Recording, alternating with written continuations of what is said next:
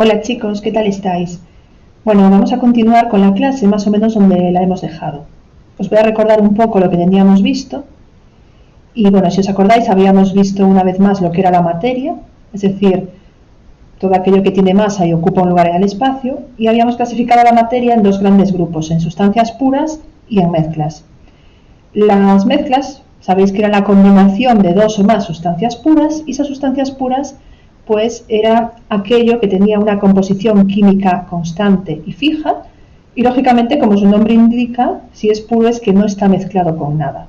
Estas sustancias puras se podían clasificar en simples, que también se les llamaba elementos, o compuestos.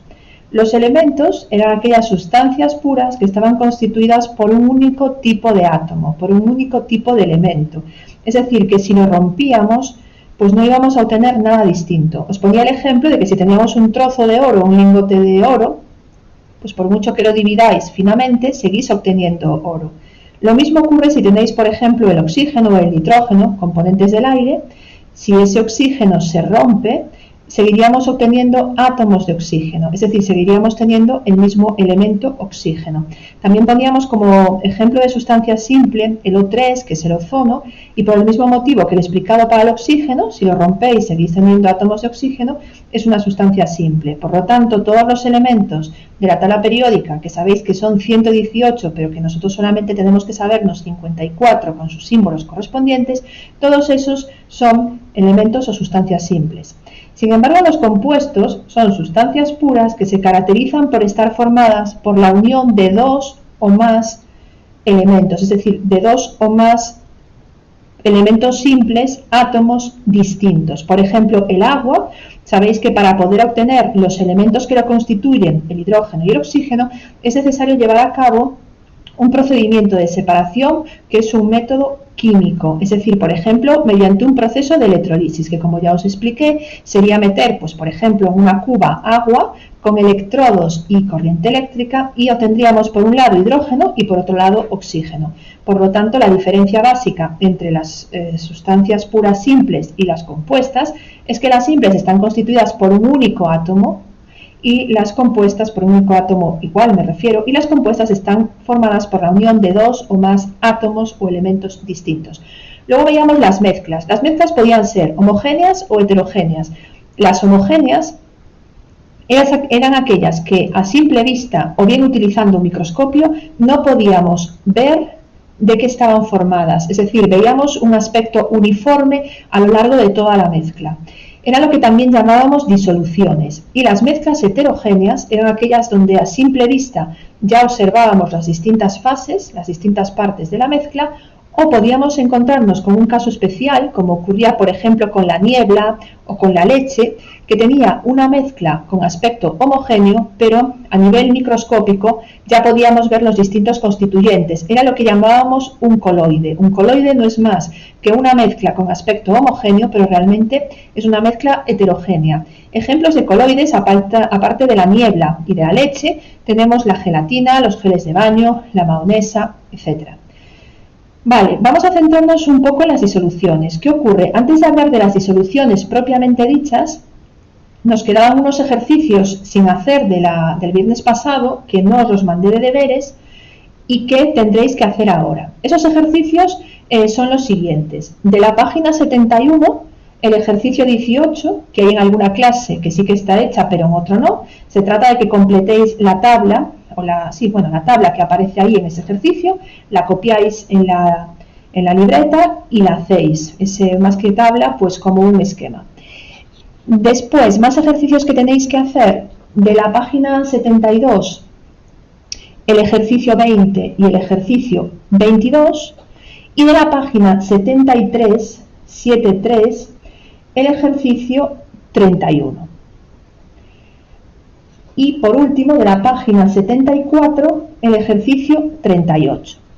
Vale, una vez dicho esto, tenemos que continuar un poco más, y para eso necesito explicaros qué son realmente las disoluciones. Eso viene en vuestro libro, ya os lo pongo aquí, en la página 60. Vale, sabéis que nosotros nos guiamos por el libro, pero a veces es necesario dar apuntes. De hecho, ya os dije, cuando hablamos así muy por encima de las disoluciones, que las disoluciones les vamos a dedicar bastante tiempo y hay cosas que no vienen en el libro y que os tengo que explicar. En este vídeo os voy a hablar de unos conceptos muy básicos de lo que es una disolución y de cuáles son sus componentes mayoritarios. Entonces, las disoluciones no son más que mezclas homogéneas.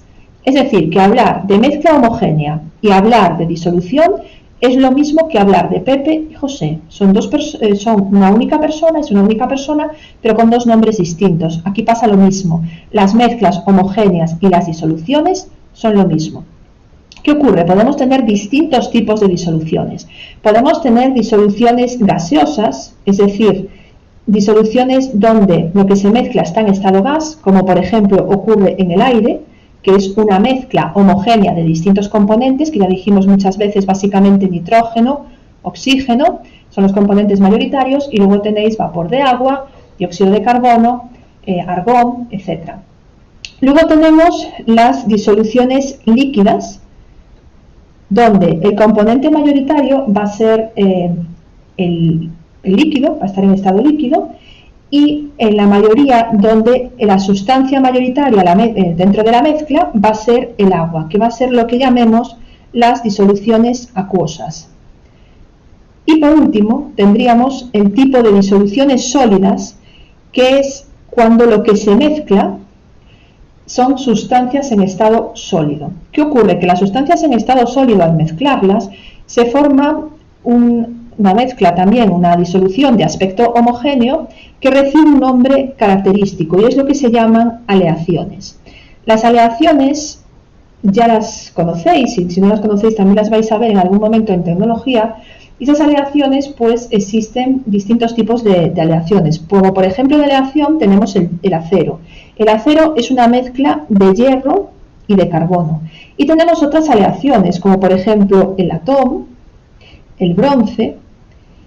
Y bueno, podéis buscar información acerca de cuáles son los componentes del latón y cuáles son los componentes del bronce. De hecho, después vais a tener un ejercicio donde os van a pedir cuáles son esos componentes, por lo tanto yo no me voy a adelantar.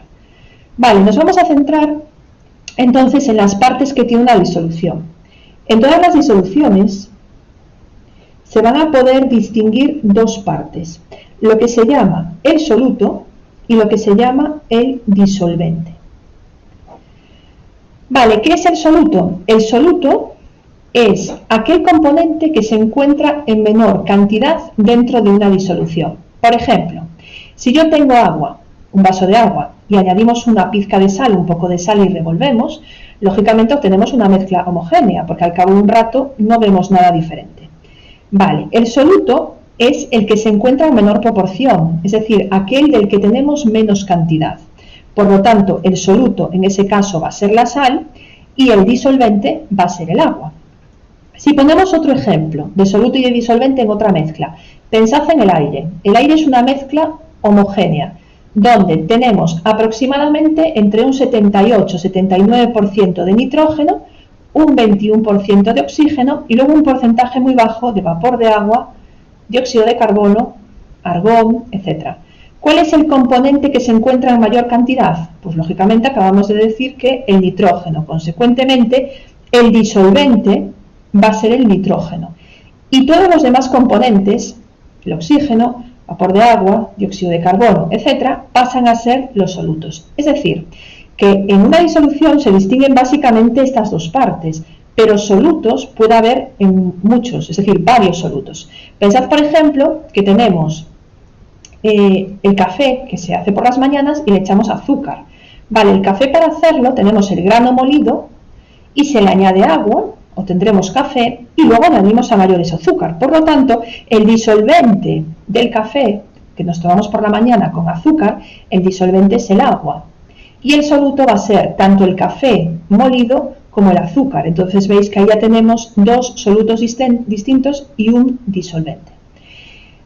Algo muy importante, la mayoría de las disoluciones que nos rodean, el disolvente o donde se disuelve el soluto es el agua. En ese caso hablamos de lo que comentábamos antes, disoluciones acuosas. Las disoluciones acuosas son muy importantes porque el agua está presente en la mayoría de las disoluciones que nosotros conocemos en la vida real. Por eso aquí se comete una excepción, que es la siguiente.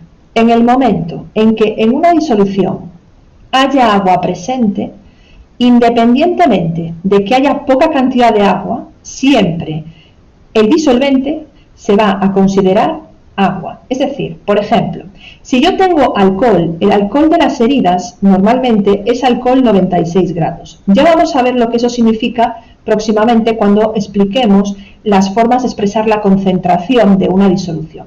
96 grados, así de manera rápida y resumiendo, significa que hay un 96% de alcohol.